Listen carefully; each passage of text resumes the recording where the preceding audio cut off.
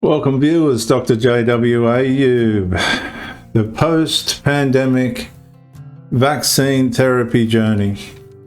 When the telephone started calling from tomorrow. Have you ever answered a phone call already knowing something terrible was about to be said? Not because you knew, but because your body did? The phone rings once, then stops. No missed call, no voicemail, no number. You tell yourself you imagined it, then it rings again. This time you answer, nobody speaks, you hear breathing, then the line disconnects.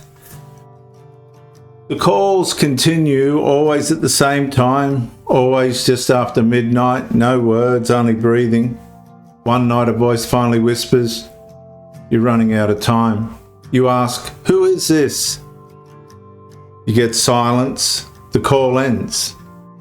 The next morning your phone shows no record it ever even happened. You change phones, you change providers, you unplug the landline, the calls continue, friends tell you to rest, just rest. Doctors tell you stress can heighten perception. You desperately want one explanation that makes everything fit. Instead, every answer leaves another question waiting beside it. But the word in the back of your mind keeps coming up. Vaccine, vaccine, vaccine. Like a fading echo. The news speaks of recovery. Advertisements celebrate moving forward. The world applauds normality. Meanwhile, your nights belong to unanswered voices. Voices you'd never heard before the pandemic. The conversation everyone else seems to be having no longer resembles the one unfolding inside your own life. But one way or another, it seems everybody else is battling with some kind of similar issue. You just stopped trusting certainty. Was the call real? Was the voice yours? Why does every warning sound familiar? As though it already lives somewhere inside your memory. And you begin dreading sleep because midnight is when the trouble starts approaching. Viewers, the human mind struggles when fear, uncertainty, and unresolved experience remains unfinished.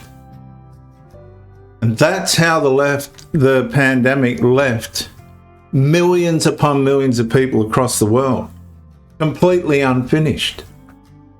Ordinary sounds became emotionally charged. Ambiguity invited imagination to try and complete the story. And sometimes the unanswered question becomes more powerful than any answer ever could. So in this episode, I speculate psychology relative to what happened after the pandemic to those that were vaccinated and now are confronted with the lie of it all. The telephone, the voice, and the events here are devices exploring unresolved fear, uncertainty, and physical tension, psychological tension. For some, they could be actual real events or established medical facts at the doctor's. But the phone rings again. You answer immediately. Before anyone speaks, you hear your own voice quietly whisper, "Don't pick up next time." Then the line goes dead. Viewers, the greatest horror of the pandemic and the vaccine was never who might be calling. It was discovering the voice was one that you already knew. It was your own. A voice that was screaming for answers and never really found them.